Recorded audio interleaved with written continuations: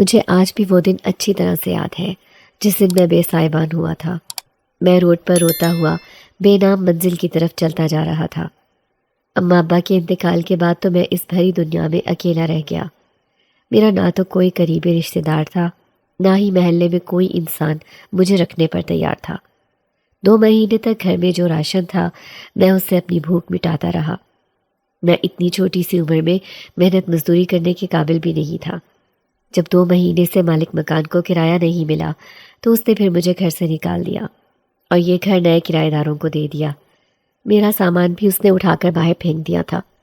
محلے کے کچھ لوگوں نے اسے خوف خدا یاد دلایا تو سنگ دلی سے کہنے لگا کہ ٹھیک ہے، آپ لوگ اسے اپنے گھر رکھ لیں۔ محلے کے تمام لوگ غریب غربا تھے، وہ اپنا خرچ بمشکل پورا کرتے، میری ذمہ داری کیسے اٹھاتے؟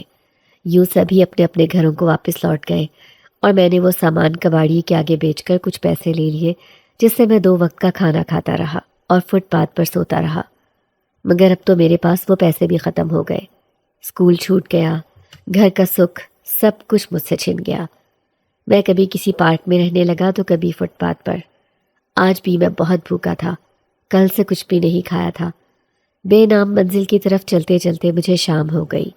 ایک جگہ پر ایک درمیانی عمر کے آدمی کے پاس سبزی اور فروٹ کا ٹھیلا دیکھا، جسے دیکھ کر میری بھوک چمک اٹھی تھی۔ وہ ایک اچھا انسان تھا، میرے چہرے سے بھانپ گیا کہ میں بھوکا ہوں۔ اس نے مجھے کھانے کو کچھ فروٹ دیے اور پھر جب مجھ سے میرے بارے میں پوچھا تو میں نے اسے ساری بات بتا دی کہ کس طرح سے میں اپنے گھر سے بے گھر ہو گیا ہوں۔ کہنے لگا کہ میرے ساتھ کام کرو، میں تمہیں اپنے گھر رہنے کی جگہ بھی دے دوں گا۔ یوں روزانہ میں اس کے ساتھ سبزی بیچنے لگا۔ آہستہ آہستہ جب میں اس کام میں طاق ہونے لگا تو وہ سارا کام میرے حوالے کر کے خود گھر میں آرام کرنے لگا یا پھر کبھی پاس بیٹھ کر میری نگرانی کرتا رہتا۔ شروع میں تو اس کا رویہ میرے ساتھ ٹھیک تھا، مگر اب وہ مجھے ذرا ذرا سی بات پر ڈانٹنے لگا تھا۔ رفیق چاچا کے بچے مجھ سے عمر میں بہت بڑے تھے۔ میں جب گھر جاتا تو مجھے نوکروں کی طرح پورے گھر میں چھوٹے چھوٹے کاموں کے لیے دوڑائے رکھتے تھے۔ ذرا ذرا سے کام کے لیے مجھے آواز دیتے اور میں جو پورا دن کام کر کے تھک جاتا تھا، مجھے آرام کرنے کا وقت ہی نہیں ملتا تھا۔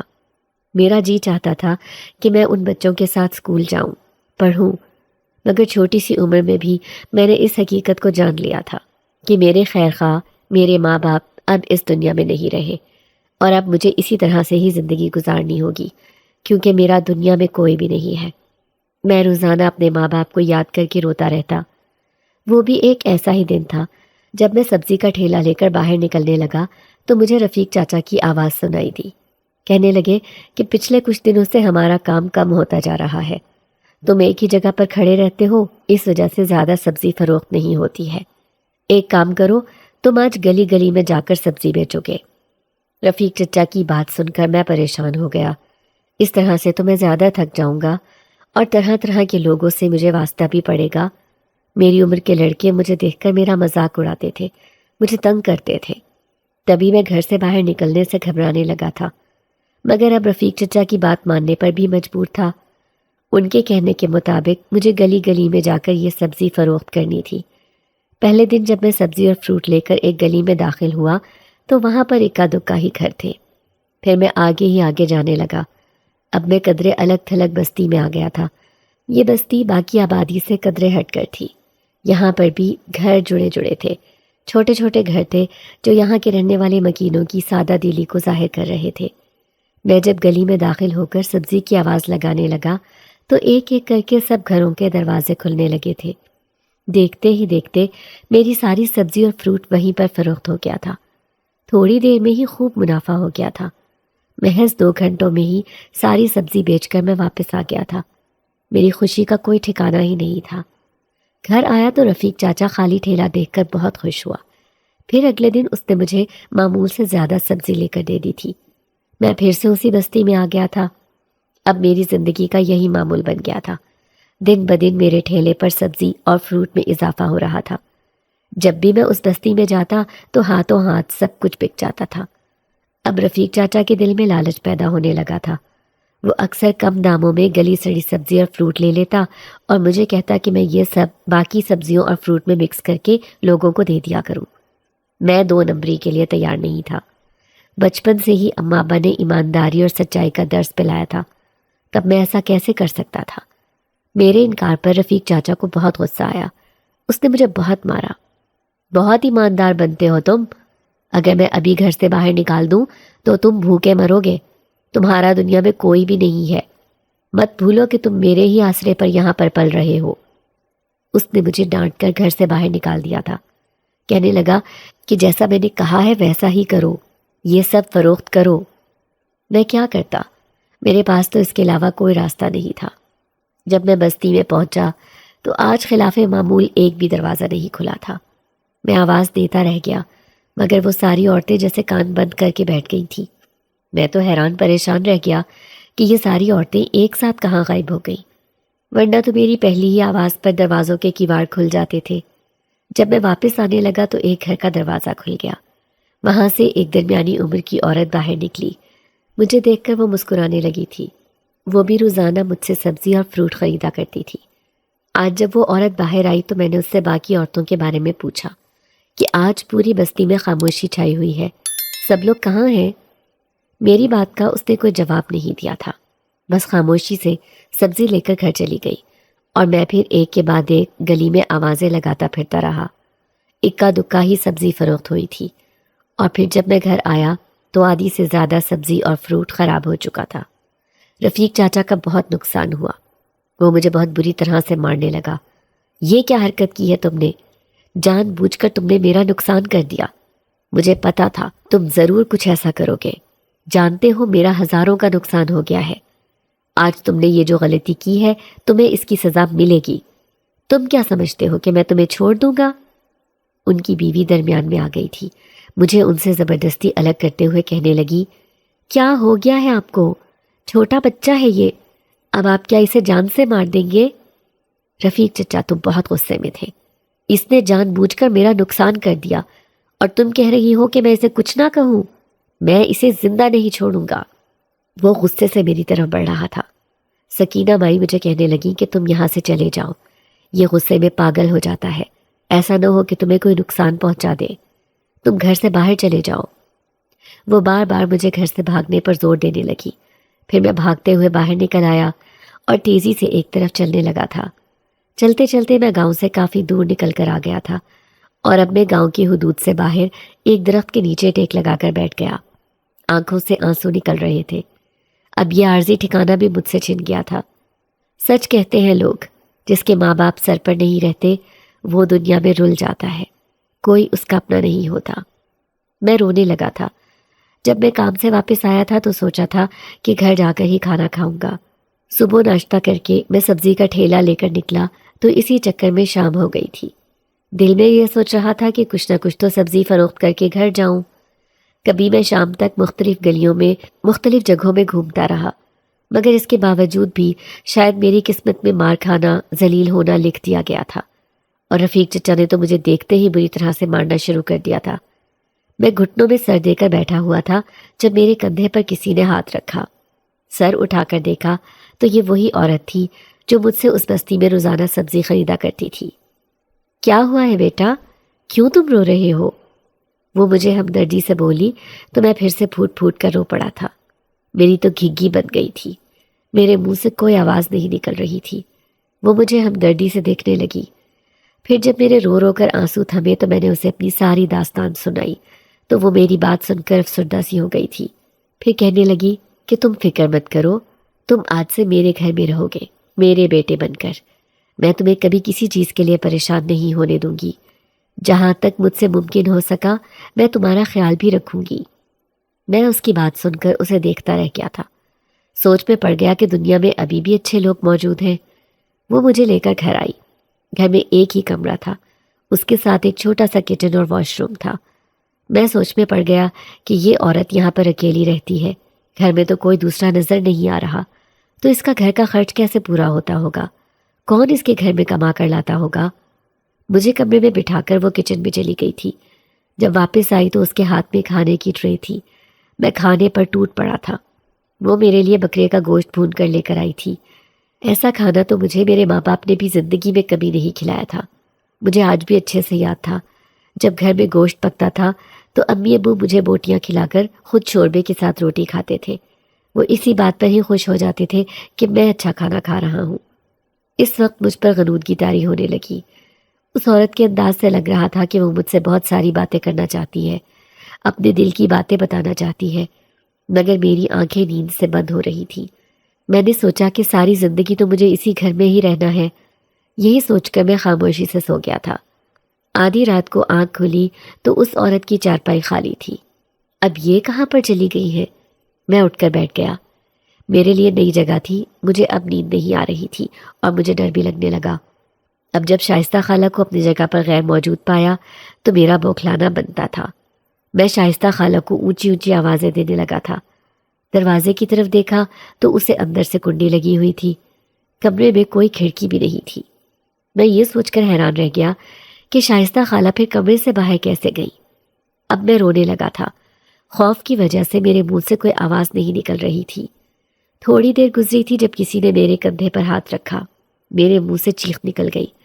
میں اچھل کر پیچھے ہٹا، دیکھا تو سامنے شائستہ خالہ کھڑی تھی اور حیرت سے مجھے دیکھے جا رہی تھی۔ کیا ہو گیا ہے تمہیں؟ آپ کہاں تھی؟ میں کتنی دیر سے آپ کا انتظار کر رہا تھا، مگر آپ تو مجھے نظر ہی نہیں آئی۔ مجھے اکیلے ڈر لگ رہا تھا۔ وہ میرے پاس بیٹھ گئی۔ ارے میں نے کہاں جانا تھا اتنی رات کو، بس واش روم تک گئی تھی، وہ مجھے دلاسا دیتے ہوئے کہنے لگی۔ مگر کمرے کا دروازہ تو اندر سے بند تھا، کنڈی بھی لگی ہوئی تھی، آپ پھر باہر کیسے گئیں؟ پھر جب آپ واپس آئیں تب بھی مجھے دروازے کی آواز سنائی نہیں دی۔ میری بات پر وہ سٹ پٹا گئی تھی، کہنے لگی، ارے یہ تمہارا وہم ہے کہ دروازے کو کنڈی لگی تھی۔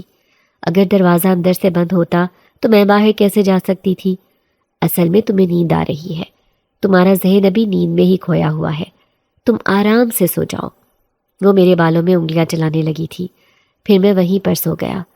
نہ جانے رات کا کون سا پہر تھا جب میرے کانوں میں عجیب سے شور کی آوازیں سنائی دینے لگی تھی۔ بہت سارے لوگ ایک ساتھ مل کر شور شرابہ کر رہے تھے، چلا رہے تھے۔ میں پھر سے ہڑبڑا کر اٹھ بیٹھا تھا۔ دیکھا تو شائستہ خالہ اب بھی کمرے میں نہیں تھی۔ وہ باہر تھی، مگر اب دروازہ کھلا ہوا تھا اور باہر سے کسی کے چلانے کی آوازیں سنائی دینے لگی تھی۔ ایسے لگ رہا تھا جیسے بہت سارے لوگ مل کر غصہ کر رہے ہوں۔ میں تو بری طرح سے سہم گیا۔ یہ ہو کیا رہا تھا؟ شائستہ خالہ بہت عجیب تھی، ان کا گھر تو اور بھی زیادہ عجیب تھا۔ پتہ نہیں باہر کون تھا اور ان سب کے غصہ کرنے کی کیا وجہ تھی۔ ایک تو مجھے نیند آ رہی تھی، دوسرا خوف کا احساس بھی تھا کہ میں اپنی جگہ سے اٹھا ہی نہیں، اور پھر نہ جانے کب میں ان آوازوں کو سنتے سنتے سو گیا تھا۔ پھر صبح کی سفیدی نمودار ہونے پر ہی میری آنکھ کھلی۔ شائستہ خالہ نے مجھے بہت پیار سے اٹھایا، پھر میرے لیے ناشتہ بنانے لگی۔ میں سمجھا تھا کہ شاید شائستہ خالہ خود ہی کام کرنے کے لیے کہیں پر جاتی ہیں۔ کافی دیر گزر گئی، جب وہ کہیں نہیں گئی تو میں ان سے پوچھے بغیر نہیں رہ سکا تھا۔ آپ کام کرنے کہاں جاتی ہیں؟ وہ میری بات پر مجھے سوالیہ نظروں سے دیکھنے لگی۔ میں تو کہیں نہیں جاتی، گھر میں رہتی ہوں۔ تو پھر آپ کے گھر کا خرچ کیسے چلتا ہے؟ آپ کے علاوہ تو یہاں پہ کوئی بھی نہیں رہتا۔ آپ نے بتایا ہے کہ آپ اکیلی ہیں، میری طرح دنیا میں آپ کا بھی کوئی نہیں ہے۔ وہ ایک پل کو خاموش ہوئی، پھر کہنے لگی، میری ضروریات اللہ کے کرم سے گھر بیٹھے پوری ہو جاتی ہیں، مجھے کام کے لیے کہیں نہیں نکلنا پڑتا۔ میں اس کی بات پر حیران رہ گیا تھا۔ دن کو وہ گھر سے باہر چلی گئی۔ تھوڑی دیر کے بعد واپس آئی تو ان کے ہاتھ میں کتابیں اور ڈھیر سارے کھلونے تھے، کتابیں اور یونیفارم بھی تھا۔ تم کون سی کلاس میں پڑھتے تھے جب اسکول چھوڑا؟ وہ کتابیں میرے سامنے رکھتے ہوئے بولی تو میں تو حیران ہی رہ گیا۔ یہ سب چیزیں کس کے لیے ہیں؟ تمہارے لیے ہیں۔ یہ کھلونے، یہ کتابیں، یہ یونیفارم، سب کچھ میں تمہارے لیے لے کر آئی ہوں، کیونکہ میں تمہیں دوبارہ سے اسکول بھیجنا چاہتی ہوں۔ میں چاہتی ہوں کہ تم پڑھ لکھ کر کسی قابل بن جاؤ۔ ان کی بات پر میں خوشی سے کھل اٹھا تھا۔ ٹھیک ہے، میں آپ کی یہ خواہش ضرور پوری کروں گا۔ اب میں روزانہ اسکول جانے لگا تھا۔ مجھے اس گھر میں رہتے ہوئے 2 سال کا عرصہ بیت گیا۔ اس دن جب میں اسکول سے گھر واپس آیا تو میں نے دیکھا کہ میری ہی عمر کی ایک چھوٹی سی بچی گھر میں موجود تھی، جسے شائستہ خالہ بے تحاشا پیار کر رہی تھی۔ بچی نے سرخ رنگ کا فراک پہنا ہوا تھا۔ کون ہے یہ؟ میں نے دلچسپی سے اسے دیکھتے ہوئے پوچھا تو وہ کہنے لگی کہ یہ ایک یتیم بچی ہے، دنیا میں اس کا بھی کوئی نہیں ہے، آج سے یہ بھی ہمارے ساتھ ہی رہے گی۔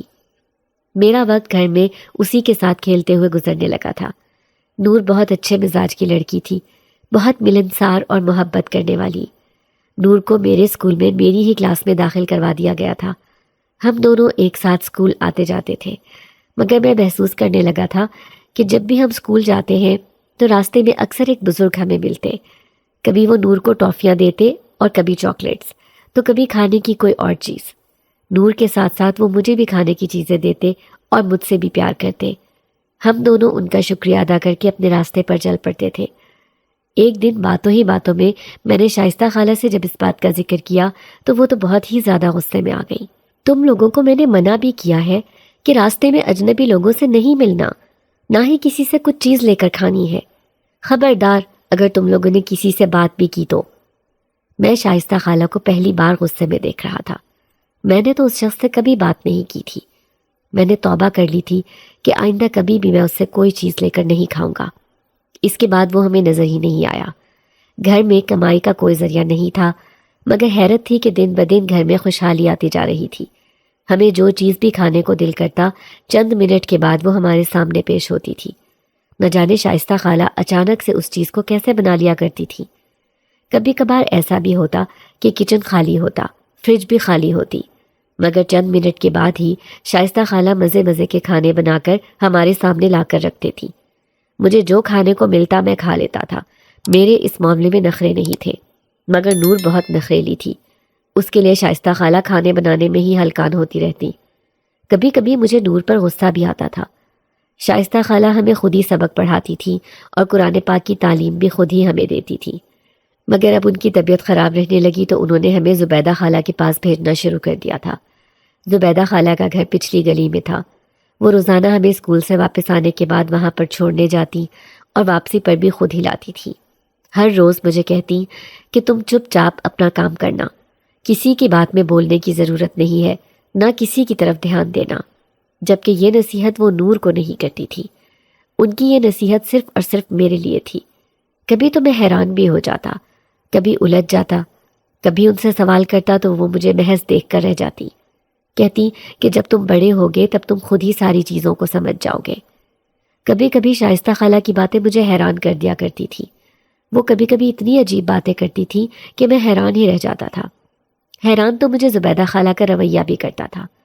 پتہ نہیں وہ مجھ سے اتنا چڑھتی کیوں تھی، بلکہ بستی کے سارے لوگ ہی مجھ سے چڑھتے تھے۔ حالانکہ اس سے پہلے جب میں سبزی بیچنے کے لیے یہاں پر آتا تھا تو سب لوگ ہی مجھے سراہتے تھے، میری مدد بھی کرتے تھے، مگر اب جب میں یہاں کا مستقل رہائشی بن گیا تھا تو سب لوگ جیسے مجھ سے نفرت کرنے لگے تھے۔ ان کی نفرت کی وجہ سمجھنے سے میں قاصر تھا۔ اس دن زبیدہ خالہ کے گھر ایک بچہ میرے ساتھ بدتمیزی کرنے لگا۔ اس نے مجھے تھپڑ مارا، حالانکہ غلطی اس کی تھی، مگر اسے کسی نے کچھ بھی نہیں کہا۔ اس نے مجھے دوبارہ تھپڑ مارا تو اب میں بھی اس کا لحاظ نہیں کر پایا۔ غصے میں نے بھی اسے تھپڑ مار دیا۔ اس بات پر گویا ہنگامہ کھڑا ہو گیا۔ جب میں اپنے گھر واپس آیا تو میں اور نور کمرے میں اسکول کا کام کر رہے تھے جب باہر سے شور کی آوازیں سنائی دینے لگی تھی۔ بہت سارے لوگ شائستہ خالہ پر چلا رہے تھے۔ جب میں باہر آیا تو دیکھا کہ اس بچے کے گھر والے ہمارے گھر آئے ہوئے تھے۔ وہ لوگ شائستہ خالہ پر چیخنے لگے، اس بچے کو یہاں سے نکال دو، یہ ہمارے بچوں پر ہاتھ اٹھاتا ہے اور یہ بستی والوں کے لیے مصیبت بن جائے گا، یہ بچہ ہمارے لیے مشکلات پیدا کرے گا، اگر تم نے اسے نہیں نکالا تو ہم خود اس کا بندوبست کریں گے۔ ان کی باتیں سن کر میں خوف سے کانپنے لگا۔ شائستہ خالہ بھی بہت پریشان تھی۔ آپ اسے ایک بار موقع دے دیں، یہ دوبارہ ایسا کچھ نہیں کرے گا۔ ہم اسے دوبارہ کوئی موقع نہیں دینا چاہتے، بہتر یہی ہے کہ اس کا کوئی بندوبست کر دو، ورنہ پھر ہم سے شکوہ مت کرنا۔ تم ہمیں بہت اچھے سے جانتی ہو، ہم اپنے دشمنوں کے ساتھ کیا کرتے ہیں، ہمیں اپنی حفاظت کرنا خوب آتا ہے۔ یہ سب کہتے ہوئے وہ وہاں سے چلے گئے تھے۔ مجھے سمجھ نہیں آ رہا تھا کہ میں کیا کروں۔ غلطی تو اس بچے کی بھی تھی، مگر چونکہ یہ اس کے ماں باپ تھے تو انہوں نے اپنے بچے کو کچھ بھی نہیں کہنا تھا، اور ایک میں تھا جو دنیا میں اکیلا تھا، جس کا کوئی بھی نہیں تھا، اور یہ بستی والے یہ مجھ سے اتنی نفرت کیوں کرتے تھے؟ میں نے کسی کا کیا بگاڑا تھا؟ میں روتے ہوئے شائستہ خالہ سے کہنے لگا، اگر آپ نے بھی مجھے نکال دیا تو میں کہاں جاؤں گا؟ میرا دنیا میں کوئی بھی نہیں ہے۔ وہ مجھے سینے سے لگا کر بولی، فکر مت کرو، میں تمہیں کبھی نہیں نکالوں گی۔ وہ بھی مسلسل روتی جا رہی تھی۔ اب انہوں نے مجھے خود کے ساتھ لگا کر تسلی دی، سب ٹھیک ہو جائے گا، کوئی تمہارا بال بھی بیکا نہیں کر پائے گا۔ میں پھر اطمینان سے سو گیا تھا۔ آدھی رات کا وقت تھا جب میری شائستہ خالہ کے جگانے پر آنکھ کھلی تھی۔ وہ نور کے ساتھ سرگوشیوں میں باتیں کر رہی تھی۔ کیا ہوا ہے؟ آدھی رات کو کیوں جگایا ہے؟ سب ٹھیک تو ہے؟ میں حیران ہو کر اٹھ بیٹھا۔ شائستہ خالہ کہنے لگی، ہمیں فوراً یہاں سے جانا ہوگا، خاموشی سے، کسی کو پتہ نہیں چلنا چاہیے کہ ہم یہاں سے جا رہے ہیں۔ مگر کیوں خالہ؟ ہم یہاں سے کیوں جا رہے ہیں؟ میرے سوال پوچھنے پر شائستہ خالہ مجھے دیکھنے لگی تھی۔ تم جانتے تو ہو کہ بستی کے لوگ کس طرح سے تمہارے دشمن بن چکے ہیں۔ اگر ہم لوگ یہاں سے نہیں گئے تو وہ کچھ بھی کر سکتے ہیں۔ وہ اپنی بات سے پیچھے ہٹنے والوں میں سے نہیں ہے۔ تمہیں میں اکیلا نہیں چھوڑ سکتی، تب تم کہاں جاؤ گے؟ اسی لیے میں تمہیں اکیلا نہیں چھوڑوں گی، بلکہ میں جہاں جاؤں گی تمہیں ساتھ لے کر جاؤں گی۔ ان کی محبت پر میری آنکھیں نم ہو گئی تھی۔ میری وجہ سے وہ اپنی بستی، اپنا گھر بار سب چھوڑ رہی تھی۔ پھر ہم نے جلدی جلدی ضروری سامان باندھا اور وہ ہمیں لے کر گھر سے باہر نکل گئی۔ قریب ہی ایک تانگا کھڑا تھا، ہم اس پہ بیٹھے اور وہ تانگا چلنے لگا۔ میں شائستہ خالہ کی گود میں سر رکھ کر سو گیا تھا، نہیں جانتا کہ اس کے بعد کیا ہوا۔ صبح جب میری آنکھ کھلی تو میں ایک جھونپڑی میں ایک چارپائی پہ سو رہا تھا۔ میرے سامنے والی چارپائی پہ شائستہ خالہ اور نور سو رہی تھی۔ میں اپنی چارپائی سے اٹھ کر کھڑا ہو گیا اور اس جگہ کو دیکھنے لگا۔ یہ جھونپڑی جنگل کے بیچوں بیچ تھی، چاروں طرف گھنا جنگل اور مکمل خاموشی۔ جھونپڑی میں ضرورت کی تقریباً تمام چیزیں موجود تھیں۔ ایک کونے میں چولہا پڑا تھا، کچھ کھانے پینے کا سامان تھا۔ میں حیرت سے سب کچھ دیکھ رہا تھا۔ شائستہ خالہ نے میری حیرت بھانپ لی تھی، مجھے کہنے لگی کہ اب ہم یہیں پر رہیں گے، تمہیں کسی چیز کی فکر کرنے کی ضرورت نہیں۔ میں ہوں نا تمہاری ماں، تمہاری پڑھائی بھی متاثر نہیں ہوگی، کوئی تم سے لڑائی کرنے والا بھی نہیں ہوگا۔ ویسے تو سب لوگ تمہیں ڈانٹتے ڈپٹتے تھے، اب یہاں پہ کوئی بھی نہیں ہے جو تمہیں برا بھلا کہے۔ اگلی صبح شائستہ خالہ نے ہمیں ایک قریبی گاؤں کے چھوٹے سے اسکول میں داخل کروا دیا۔ یوں ہماری زندگی ایک نئے معمول کے ساتھ شروع ہوئی۔ میں اس جھونپڑی میں رہنے کا عادی ہونے لگا۔ نور اکثر پرانے گھر کو یاد کرتی تھی۔ وہاں اس کی سہیلیاں تھیں جن کے ساتھ وہ کھیلتی رہتی تھی، مگر میں وہاں اکیلا تھا، میرا کوئی دوست نہیں تھا۔ کبھی اس گھر کے حوالے سے میرے دل میں کوئی یاد بھی نہیں تھی، نہ ہی میرے دل میں کوئی خواہش باقی رہی تھی، سوائے ساری زندگی شائستہ خالہ کے ساتھ رہنے کے اور ان کے لیے بڑا آدمی بننے کے، کیونکہ وہ اکثر اس خواہش کا اظہار کرتی تھی کہ میں بڑا ہو کر اچھا اور کامیاب انسان بنوں گا تو انہیں خوشی ہوگی۔ میرے ماں باپ بھی تو یہی چاہتے تھے، تبھی میں دل لگا کر اپنی پڑھائی کر رہا تھا۔ وقت گزرتا گیا اور ہم دونوں نے میٹرک تک تعلیم حاصل کی۔ میرے میٹرک میں بہت اچھے نمبر آئے تھے۔ اس کے بعد شائستہ خالہ نے مجھے شہر کے ایک کالج میں داخل کروا دیا۔ میں نے ان سے بہت کہا کہ نور کو بھی کالج میں داخل کروائیں، وہ بھی آگے پڑھنا چاہتی ہے۔ اس پر وہ مسکرا کر بولی، نور نے جتنا پڑھنا تھا پڑھ لیا، اب اسے مزید پڑھانے کی ضرورت نہیں ہے، تم اس کی فکر مت کرو، تم اپنے مستقبل کے بارے میں سوچو۔ وہ کیا جانتی تھی کہ نور تو ہر وقت میری سوچوں میں رہتی ہے، میرے دماغ پر مسلط ہو گئی ہے۔ کالج میں داخلے کے بعد میرا زیادہ تر وقت پڑھائی میں گزرنے لگا۔ میں مہینے میں ایک بار گھر آتا یا کبھی 2-4 مہینے کے بعد۔ میرے لیے میرا مستقبل سب سے اہم تھا، کیونکہ میں جانتا تھا کہ اگر کسی قابل بنا تو ہی میں شائستہ خالہ اور نور کے لیے کچھ کر سکوں گا۔ لیکن ایک بات مجھے ہمیشہ حیرت میں ڈالتی تھی کہ میری مہنگی پڑھائی کا خرچ وہ عورت کیسے اٹھا رہی تھی۔ وہ نہ تو کام کرتی تھی، نہ ہی اس کے پاس کوئی ذریعہ معاش تھا۔ جب بھی میں اس سے یہ سوال کرتا، وہ مسکرا کر بات بدل دیتی۔ میں انہیں کہتا کہ آپ شہر میں آ کر رہیں، آپ کب تک یوں گاؤں میں رہیں گی، وہ بھی اس جنگل میں؟ وہ ہمیشہ میری بات کو ٹال دیتی، ایک کان سے سن کر دوسرے کان سے نکال دیتی۔ نور پر بھی مجھے حیرت ہوتی تھی، کیسی لڑکی تھی وہ، جسے زمانے کے ساتھ چلنے میں کوئی دلچسپی نہیں تھی، بلکہ وہ اس جنگل میں شائستہ خالہ کے ساتھ زندگی بسر کر رہی تھی۔ کیا اس کے دل میں بھی کوئی امنگ اور خواہش نہیں تھی؟ میں حیران ہو کر سوچتا اور پھر یہ سوچ کر سر جھٹک دیتا کہ شادی کے بعد تو اسے میرے ساتھ شہر میں رہنا ہوگا، تب میں اس کی ساری خواہشات کو پورا کروں گا۔ یہ سوچ کر میرے لب مسکرانے لگتے۔ میں اب ڈاکٹر بننے کے آخری مراحل میں تھا۔ اپنی پڑھائی کے دوران میں نے خود سے ایک فیصلہ کیا کہ جیسے ہی میں اپنے پیروں پر کھڑا ہوں گا، میں نور کے لیے اپنے دل کی بات شائستہ خالہ سے کروں گا۔ میں چاہتا تھا کہ اپنی زندگی کو ایک نئی شروعات دوں اور نور کے ساتھ اپنی خوشیوں کا آغاز کروں، لیکن اس خواب کو پورا کرنے سے پہلے میں خود کو ایک کامیاب انسان بنانا چاہتا تھا۔ وقت گزرتا گیا اور میں اپنی پڑھائی مکمل کرنے کے بعد ہاؤس جاب کرنے لگا۔ اسی دوران کئی مہینے گزر گئے اور میں گاؤں واپس نہ جا سکا۔ جب آخر کار میرا ہاؤس جاب ختم ہوا، میں بے حد بے چین ہو گیا۔ میں نے سوچا کہ اب میں گاؤں جاؤں گا تو شائستہ خالہ اور نور کو اپنے ساتھ شہر لے آؤں گا، لیکن جب میں گاؤں پہنچا تو حیرت اور دکھ کے مارے میرے قدموں تلے سے زمین نکل گئی۔ وہ جھونپڑی خالی پڑی تھی، وہاں کا سامان ویسے ہی تھا جیسے میں چھوڑ کر گیا تھا، لیکن وہ عورت اور نور وہاں نہیں تھے۔ میں نے سوچا کہ شاید وہ نہر تک گئی ہوں گی۔ نہر پر پہنچا تو وہ بھی خالی تھی، دور دور تک کوئی انسان نظر نہیں آ رہا تھا۔ میں واپس آ گیا، شاید وہ گاؤں میں کسی سے ملنے گئی ہوں، یہ سوچ کر میں مطمئن ہو گیا اور پھر چارپائی پر لیٹ کر سو گیا۔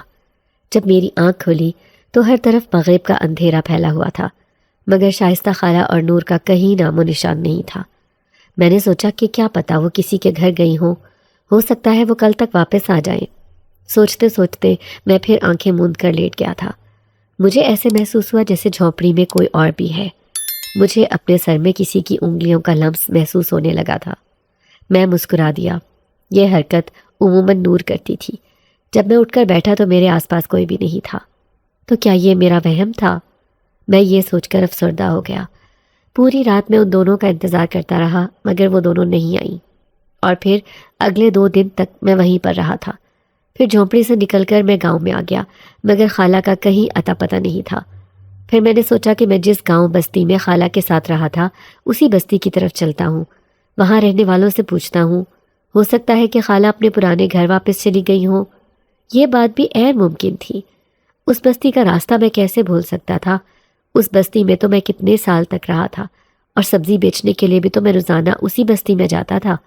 وہ راستے مجھے ازبر تھے، اور اب جب میں آج اپنی گاڑی میں اس بستی کی طرف جانے لگا تو جوں میں منزل کے قریب پہنچ رہا تھا، میری آنکھیں حیرت سے پھٹی کی پھٹی رہ گئی۔ جس جگہ پر وہ بستی تھی وہاں پر اب دور دور تک ویرانے کے سوا کچھ بھی نہیں تھا۔ میں گاڑی روک کر پاگلوں کی طرح وہاں پر بھاگنے لگا تھا، ایک ایک چیز کو چھو کر دیکھنے لگا۔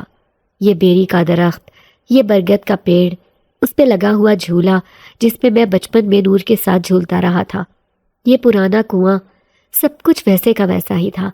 ہر ایک چیز اپنی جگہ پر موجود تھی، مگر وہ گھر، وہاں کی مکین وہاں سے غائب تھے۔ میں سوچ سوچ کر پریشان ہو رہا تھا کہ اتنی جلدی اس جگہ کا نقشہ کیسے تبدیل ہو گیا، کہاں چلے گئے یہ سب لوگ؟ میں سر پکڑ کر وہیں پر بیٹھا رہ گیا تھا۔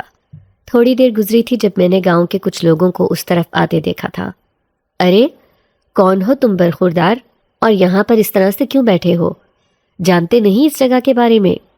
ان کی بات پر میں اپنی جگہ سے اٹھ کھڑا ہوا۔ کیا مطلب؟ کیا ہوا اس جگہ کو؟ وہ دونوں ایک دوسرے کو دیکھنے لگے۔ ارے لگتا ہے یہ پاگل ہو گیا ہے، اسے یہ نہیں پتا کہ یہ جگہ پراسرار ہے، یہاں پر آنا خطرے سے خالی نہیں ہے۔ ارے ہم لوگ تو مجبوری کی وجہ سے آئے ہیں، یہاں سے گزر کر ہی جنگل میں جا کر لکڑیاں کاٹ کر اپنا اور بچوں کا پیٹ پال سکتے ہیں، اس کے علاوہ ہمیں اور کوئی کام جو نہیں آتا، تبھی ہم مجبوری میں ہی اس پراسرار جگہ پر آئے ہیں۔ مگر میاں تمہاری کیا مجبوری ہے؟ وہ دونوں بڑبڑاتے ہوئے وہاں سے چلے گئے۔ میں انہیں وہاں سے آگے جاتا دیکھتا رہ گیا، مگر وہ دونوں ایک پل کے لیے بھی وہاں نہیں رکے تھے۔ میں حیران تھا کہ ان کی باتوں کا کیا مقصد تھا، ان کا رویہ اتنا عجیب و غریب کیوں تھا۔ تھوڑی دیر گزری تھی جب وہاں پر 2 اور لڑکوں کو میں نے آتے ہوئے دیکھا، وہ بھی مجھے دیکھ کر حیرت کا اظہار کرنے لگے۔ ارے آپ اس جگہ پر کیوں بیٹھے ہیں؟ میں نے ان لڑکوں سے پوچھا کہ یہاں پر رہنے والے لوگ کہاں گئے؟ وہ دونوں ایک دوسرے کو دیکھنے لگے۔ آپ کب کی بات کر رہے ہیں؟ میں نے انہیں بتایا کہ یہ بات زیادہ پرانی نہیں ہے، محض 15 سال پہلے تو یہاں پر آبادی تھی۔ وہ دونوں لڑکے تو حیران پریشان نظر آنے لگے، کہنے لگے آپ کو غلط فہمی ہوئی ہے، کیونکہ یہ جگہ تو سالوں سے ویران پڑی ہوئی ہے، یہاں پر آبادی کا تو نام و نشان نہیں ہے، اور آپ کہہ رہے ہیں کہ 15 سال پہلے یہاں پر آبادی تھی، جبکہ ہمارے بزرگوں کا بھی کہنا ہے کہ اس طرف تو ماضی میں بھی انسان آتے ہی نہیں تھے، یہاں پر جنات رہتے ہیں، جو بھی اس طرف شام کے بعد آتا ہے وہ واپس نہیں جاتا۔ یہ سب جاننے کے باوجود بھی کوئی بھی یہاں پر رہنے کی کوئی غلطی کیسے کر سکتا ہے؟ میں ان کی باتیں سن کر چکرا گیا تھا، مجھے لگا شاید میں غلط جگہ پر آ گیا ہوں۔ میں پھر گھوم پھر کر جگہ دیکھنے لگا، مگر یہ جگہ وہی تھی جہاں پر میں رہا تھا۔ مگر یہ سب کہاں غائب ہو گیا تھا؟ بات ان لڑکوں کی بھی صحیح تھی۔ ایسے لگ رہا تھا جیسے کئی سالوں سے اس جگہ پر کسی انسان کا گزر نہیں ہوا۔ میں اپنے اپارٹمنٹ میں واپس آ گیا تھا، مگر اس طرح سے کہ میرا دل بجھا ہوا تھا اور میں بہت سخت پریشان تھا۔ شائستہ خالہ اور نور کے بارے میں سوچ سوچ کر میں پاگل ہونے لگا۔ اچانک سے وہ دونوں کہاں چلی گئیں؟ کس حال میں تھیں؟ کسی مصیبت میں مبتلا نہ ہو گئی ہوں۔ ہر دوسرے تیسرے مہینے میں جنگل میں جاتا، اس جھونپڑی میں بیٹھ کر کتنی دیر تک ان کا انتظار کرتا رہتا، مگر ان دونوں نے نہ آنا تھا نہ آئیں۔ اس کے بعد بھی میں اسی ویرانے میں گیا تھا، مگر وہاں پر بھی ویرانی کے سوا مجھے کچھ بھی نہیں ملا تھا۔ میں بالکل ٹوٹ کر بکھر کر رہ گیا تھا۔ میرا ہر ایک چیز سے دل اچاٹ ہو گیا تھا۔ خالہ اور نور کے علاوہ میں نے زندگی میں کوئی رشتہ نہیں دیکھا تھا، اور اب جب اچانک سے وہ رشتے بھی مجھ سے بچھڑ گئے تو میرا دل خون کے آنسو رونے لگا۔ کیا کچھ نہیں سوچ رکھا تھا میں نے اپنے اور نور کے مستقبل کے حوالے سے، اور اب وہ نہ جانے کہاں مجھے چھوڑ کر غائب ہو چکی تھی۔ جب مجھے اس کی باتیں یاد آتیں تو میرا دل اداس ہو جاتا تھا۔ اپنا دل بہلانے کے لیے میں اسپیشلائزیشن کرنے کے لیے امریکہ آ گیا تھا۔ 3 سال تک میں یہاں پر رہا۔ ایسا نہیں تھا کہ میں نور کو بھول گیا تھا، وہ تو جیسے میری روح کی گہرائیوں میں اتر چکی تھی۔ پھر 3 سال کے بعد جب میں واپس پلٹ کر آیا تو بہت کچھ بدل چکا تھا، مگر شاید میں وہیں پہ کھڑا تھا، اندر سے آج بھی ویسا ہی تھا۔ نہ نور کو بھول پایا، نہ شائستہ خالہ کو۔ میں آج پھر اسی جھونپڑی میں آیا تو ہر طرف خاموشی اور ویرانی تھی، مگر اس کے باوجود بھی کسی دوسرے کی موجودگی کا احساس مجھے ہو رہا تھا۔ بستر کی چادریں ویسی ہی بے شکن تھیں، کمرے میں ایک طرف ویسے ہی کھانے کا سامان تھا جیسے کوئی ابھی یہاں سے اٹھ کر گیا ہو، ایک طرف میرے اور نور کے استعمال والے کپڑے ویسے کے ویسے موجود تھے۔ میں حسرت سے ہر ایک چیز کو دیکھنے لگا۔ یہاں پر زندگی محدود تھی مگر کتنی مکمل تھی، ہم کتنا خوش رہتے تھے۔ سوچا تھا جب کسی قابل ہوں گا تو خالہ اور نور کو اپنے ساتھ لے کر جاؤں گا، مگر وہ دونوں ہی مجھے چھوڑ کر چلی گئی تھی۔ میں زندگی میں پہلی بار رویا تھا، گھٹنوں میں سر رکھ کر میں روئے جا رہا تھا۔ تبھی مجھے اپنے سر پر کسی لمس کا احساس ہوا۔ سر اٹھا کر دیکھا تو سامنے خالہ کھڑی تھی۔ انہیں میں بے یقینی سے دیکھتا رہا۔ خالہ ابھی بھی ویسی کی ویسی ہی تھی، ویسی ہی خوبصورت سا چہرہ، ویسی ہی اسمارٹ سی، مگر اب ان کی آنکھوں میں اداسی تھی، چہرے پر افسردگی چھائی ہوئی تھی۔ میں انہیں دیکھ کر خود پر قابو نہیں رکھ پایا، ان کے گلے سے لگ کر میں پھوٹ پھوٹ کر رو پڑا تھا۔ کہاں چلی گئی تھی خالہ آپ؟ اور نور بھی کہاں غائب ہو گئی؟ میں نے کتنا آپ کو ڈھونڈا، تلاش کیا، آپ کا انتظار کیا۔ کتنی بار میں یہاں پر آیا مگر آپ لوگ یہاں پر نہیں تھے۔ کہاں چلے گئے تھے آپ لوگ؟ کیا مجھ سے کوئی غلطی ہو گئی؟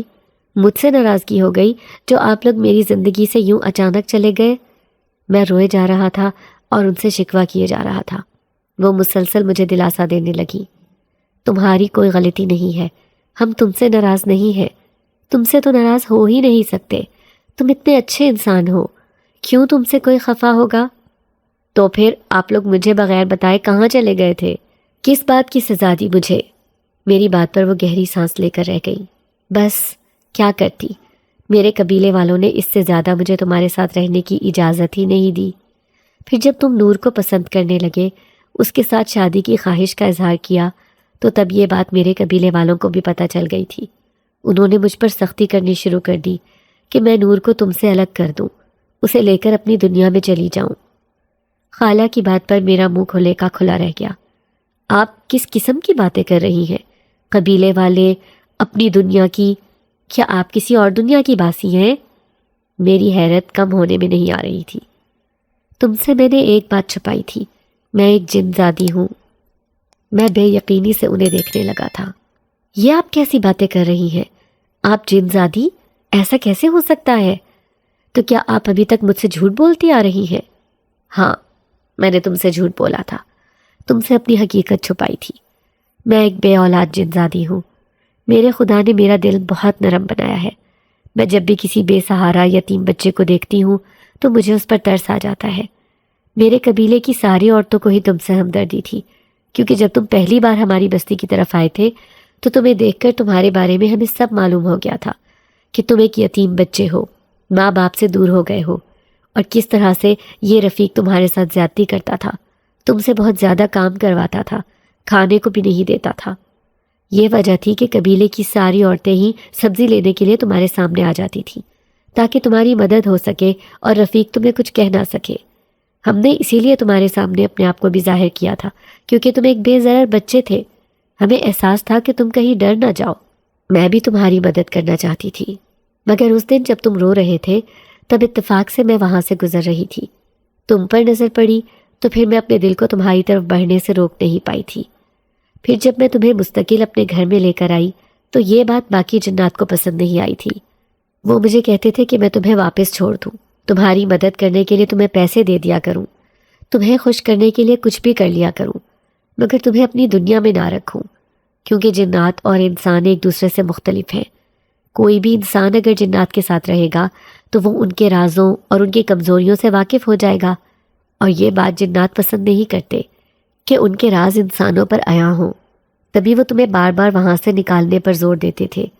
نور بھی ایک جن زادی ہے، یتیم بچی تھی، میں اسے بھی اپنے پاس لے آئی تھی کیونکہ اس کا بھی اس دنیا میں کوئی نہیں تھا۔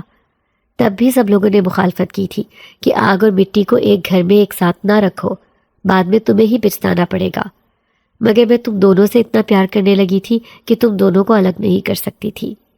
بستی والے تمہیں نقصان پہنچانے کے درپے تھے، کوئی بہانہ تلاش کر رہے تھے جس کو بنیاد بنا کر تمہیں بستی سے باہر نکال سکے۔ تمہیں بچانے کے لیے ہی میں یوں پھر بستی والوں کو چھوڑ کر سب سے روپوش ہو کر اس جنگل میں آ کر رہنے لگی تھی۔ اس جھونپڑی کے ارد گرد میں نے ایک خاص حصار قائم کیا ہوا تھا جس کی وجہ سے باقی جنات میرے اور نور کے بارے میں نہیں جان سکتے تھے۔ یوں ہم سب کی نظروں سے اوجھل ہو کر یہاں رہنے لگے، مگر پھر نور کی غلطی سے ہی وہ حصار ٹوٹ گیا اور میرے قبیلے والوں کو پتہ چل گیا کہ ہم دونوں کہاں ہیں۔ میں اپنے قبیلے والوں کو بہلا کر تم سے دور رکھے ہوئے تھی۔ میں نے انہیں کہہ دیا کہ تم اب میرے ساتھ نہیں رہتے، تم اپنی دنیا میں واپس چلے گئے ہو۔ یہ سن کر وہ بھی مطمئن ہو گئے تھے، مگر جب تم واپس آئے اور تم نے نور کے ساتھ شادی کی خواہش کا اظہار کیا تب جنات نے مجھے دھمکی دی کہ اگر میں نے ایسا ویسا کچھ کیا تو وہ تمہیں جان سے مار دیں گے۔ گو کہ نور بھی تمہیں پسند کرتی ہے، مگر وہ ایک جن ذاتی ہے۔ یہ چیز وہ بھی سمجھتی ہے کہ انسان اور جن کبھی بھی ایک نہیں ہو سکتے۔ اس نے رود ہو کر اپنی قسمت پر صبر کر لیا ہے۔ جب قبیلے والوں نے دھمکی دی تو پھر ہم تمہاری زندگی سے بھی چلے گئے، کیونکہ تمہیں میں نے بچوں کی طرح پالا ہے۔ اسی لیے میں نور کو لے کر واپس اپنے قبیلے میں چلی گئی تھی۔ میں یہاں سے ہمیشہ کے لیے غائب ہو چکی تھی تاکہ میرے قبیلے والے تمہیں نقصان نہ پہنچا سکیں۔ اب میں آخری بار تم سے ملنے کے لیے آئی ہوں، میں آج کے بعد یہاں نہیں آ سکتی۔ آپ ایسا نہیں کر سکتی خالہ، میں آپ لوگوں کے بغیر کیسے رہوں گا؟ میں بری طرح سے رونے لگا تھا۔ تم بہادر بنو، تم اپنی زندگی کو نئے سرے سے شروع کرو، کسی اچھی سی لڑکی کو دیکھ کر اس سے شادی کر لو، بھول جاؤ نور کو، تم اسے کبھی نہیں مل سکتے اور دوبارہ تم کبھی اسے دیکھ بھی نہیں سکتے۔ میں بھی اپنے قبیلے سے چھپ کر یہاں پر آئی ہوں، مجھے تمہاری زندگی عزیز ہے، میں تمہیں خوش دیکھنا چاہتی ہوں، تبھی تمہیں سمجھانے کے لیے یہاں پر آ گئی۔ دوبارہ میں کبھی تمہارے سامنے نہیں آؤں گی کیونکہ میں تمہیں کسی نقصان سے دو چار ہوتا ہوا نہیں دیکھ سکتی۔ یہ کہہ کر وہ وہاں سے غائب ہو گئی تھی اور میں جیسے خالی ہاتھ وہیں پہ بیٹھا رہ گیا تھا۔ میں پھر لٹے پوٹے قدموں سے اپنے اپارٹمنٹ میں واپس آ گیا۔ اب میری زندگی کا ایک ہی مقصد رہ گیا تھا، پیسہ کمانا، اپنا نام بنانا اور اپنے پیسے سے غریب لوگوں کی مدد کرنا۔ میں نے بھی غریب اور بے سہارا بچوں کی مدد کرنی شروع کر دی، انہیں تعلیم دلواتا، ان کی ضروریات پوری کرتا۔ شادی بھی میں نے ایسی ہی ایک لڑکی سے کر دی تھی جو بہت خدا ترس اور رحم دل تھی۔ وہ ایک غریب گھرانے کی تھی، غربت کی وجہ سے اپنی تعلیم کو مکمل نہیں کر پائی تھی۔ میں نے اس کی اس خواہش کو پورا کیا۔ یہ سب کر کے میرے دل کو بہت سکون ملا تھا۔ میں اتنے سال گزر جانے کے باوجود آج بھی اس جھونپڑی میں جاتا ہوں جہاں پر مجھے نور کی خوشبو محسوس ہوتی ہے، جہاں پر شائستہ خالہ کے لمس کا احساس ہوتا ہے۔ میں آج تک ان دونوں کو کبھی بھول نہیں پایا۔ آج بھی اکثر اس ویرانے میں جا کر بیٹھتا ہوں جہاں پر میں نے اتنا وقت گزارا تھا اور سوچتا ہوں کہ خدا کی بھی کیا قدرت ہے، کیسے میں جنات کے ساتھ رہا اور ان کو پہچان نہیں پایا۔ آس پاس سے گزرنے والے لوگ مجھے پاگل سمجھتے ہیں، انہیں لگتا ہے کہ شاید میں اپنی زندگی سے عاجز آ گیا ہوں، جو خودکشی کرنے کے لیے اس پراسرار جگہ پر آ گیا ہوں۔ انہیں کیا پتا کہ میں نے زندگی میں کیا کھویا ہے، کتنی قیمتی اور دل کے قریب چیز مجھ سے کھو گئی۔ یہ جانتے ہوئے بھی کہ نور مجھے پسند کرتی ہے، میں کچھ بھی نہیں کر پایا۔ اسے پانے کی خواہش رکھنے کے باوجود بھی اپنی خواہش کو دل میں ہی دبا کر میں اکثر سوچتا ہوں کہ کاش وہ بھی میری طرح ایک نارمل انسان ہوتی تو شاید وہ میری زندگی میں شامل ہو جاتی، میری زندگی کی یہ حسرت مٹ چکی ہوتی جو خلش بن کر میرے پورے وجود میں پھیل گئی ہے۔ خدا نے مجھے 2 بیٹوں اور 1 بیٹی کی رحمت سے نوازا تھا۔ میں نے اپنی بیٹی کا نام نور رکھا تھا۔